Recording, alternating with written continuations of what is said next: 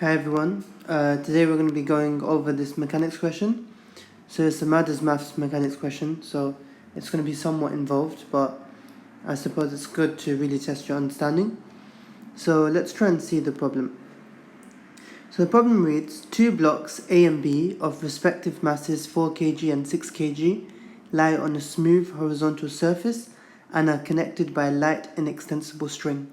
So immediately when I read the word smooth, I know straight away that there will be no friction.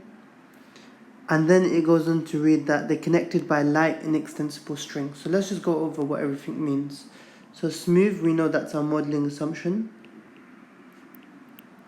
It means no friction. We also have light. So we know what light means, right? It has two consequences. The first consequence of being light is that essentially the string has no mass, right?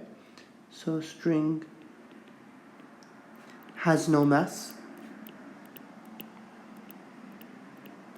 The second consequence of the string being light is that the tension is the same throughout the string. So tension is the same across the string. That's great as well. And now we see the word inextensible, right? Which we're very familiar with. Inextensible means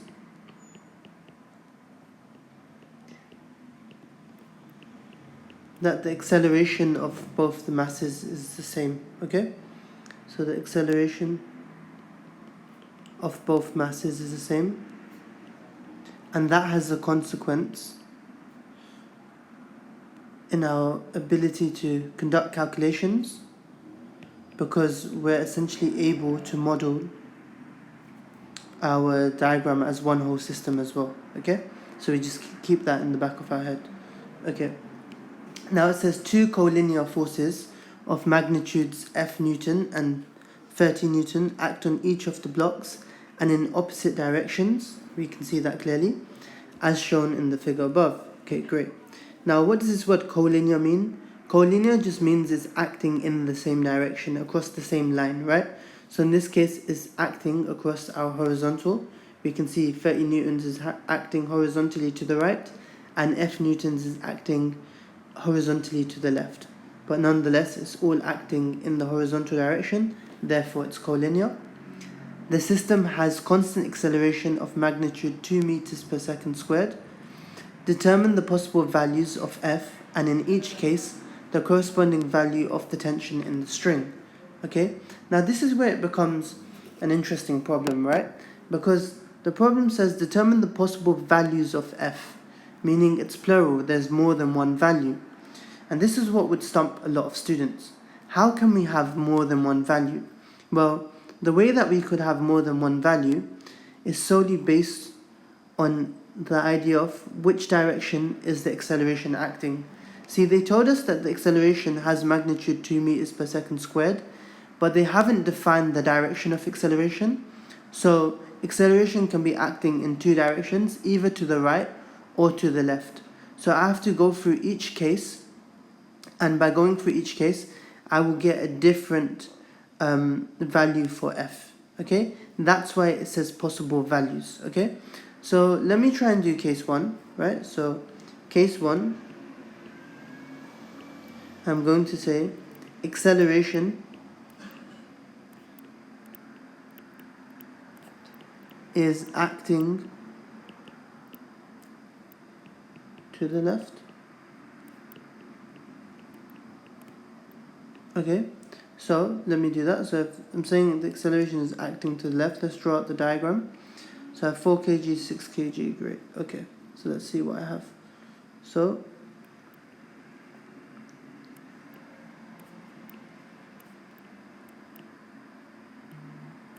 I have a 4 kg mass, a 6 kg mass. What else do I have? 30 newtons. It's great.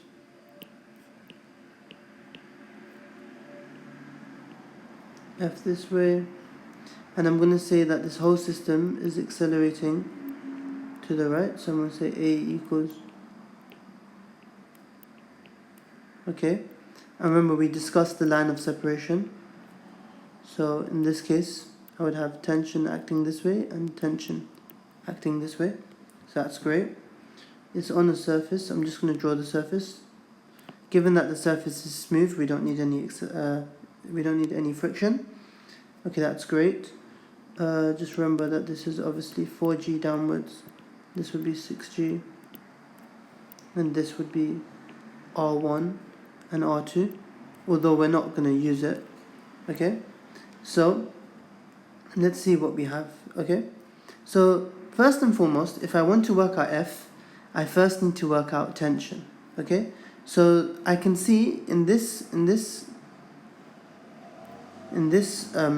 diagram, or for the 6 kg mass, I have just tension and I just have a 30 Newton force, meaning there's one unknown. In this diagram, I can see that I have force and tension, two unknowns. So obviously I know that I'm trying to work out the force, so my first attempt would be to work out tension, because if I work out tension here, because it's connected by a light string, I know tension has to be the same, so then I would have the tension for the 4 kg mass. Okay, so let me do that now. So I'm going to do equation of motion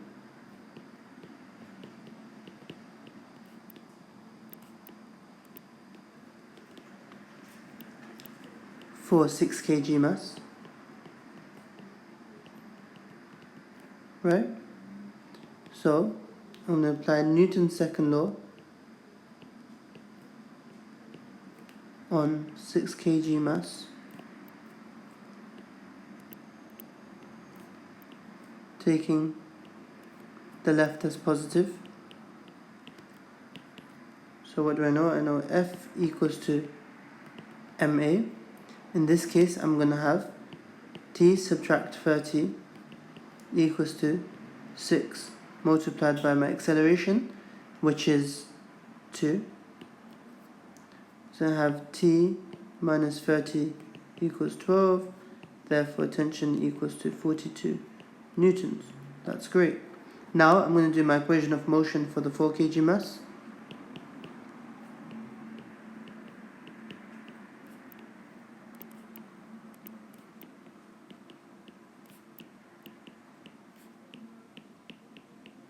Kg mass. So I apply Newton's second law on 4 kg mass, taking the left again as positive. I have F equals ma. Then looking up at my diagram, I can see I have F take away t. That would be my resultant force, so let me write that in. F subtract t equals to 4 multiplied by 2. I already established that t is 32, so I can say t is 42, I meant to say. F subtract 42 equals 8, therefore F is going to be 50 newtons. Done. Okay, so that would be case 1. Now I still have to do case 2 if acceleration is acting to the left. Okay, so let me go on to do that. I want you to pay mind to one thing quickly. Can you see how I've separated my 4 kg mass and my 6 kg mass, and I've written the forces that I do and don't have? For instance, this was unknown, but that is known. I think it brings about a lot of clarity to the next steps that I should take. I think just doing that alone can make stuff that seem difficult a lot easier. So I'd advise a lot of you to adopt that. Okay. Anyhow, let's do the case if the acceleration is acting to the right. So I just need more paper. So let's do this now. So I have a box over here. It doesn't seem to want to write for some reason. Okay, let's just add another page and hope that it will work. Okay, that's great, it works now. So again, I have 30 acting this way. I had F acting that way. This was a 4 kg mass. This was a 6 kg mass. I'd still have tension here and tension here. with my line of separation between them. I have acceleration acting this way now.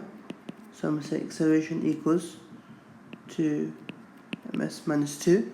Okay, so now that I have this, again I'll draw the surface quickly, and this would be 6g, that would be 4g,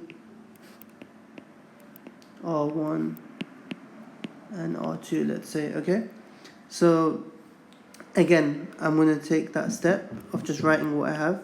So I have tension and I have 30 newtons here. Then for this one I have, again, tension and force. So I know I have to work on the 6 kg mass first to work out tension. Then I will have the tension for my 4 kg mass and I can work out force. So let's do that now. So equation of motion for my 6 kg mass.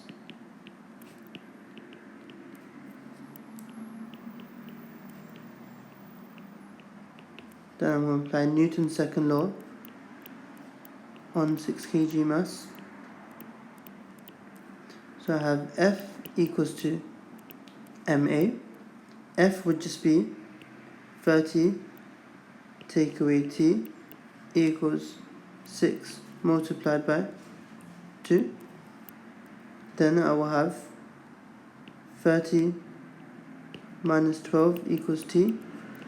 Therefore t equals 18 newtons. Okay, I don't know what's happened here, why we have some work over here, but let's just rub that out. So I have tension as 18 newtons, and now I'm going to do the equation of motion on my 4 kg mass.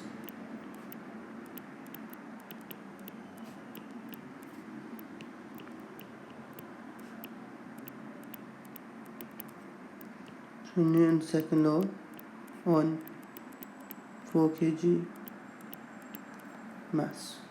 Again, I'm taking acceleration this way as positive. I should have written that in for this one as well.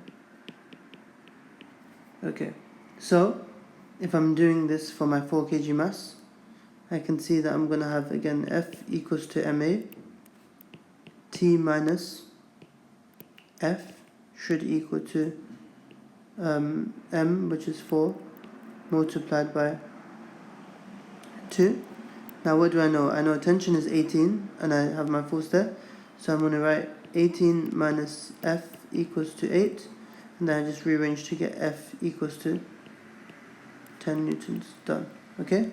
So in this case I got tension as 18 newtons, and I got my force as 10 newtons. So yeah, that's why I have two cases, because it's based on which way acceleration is acting.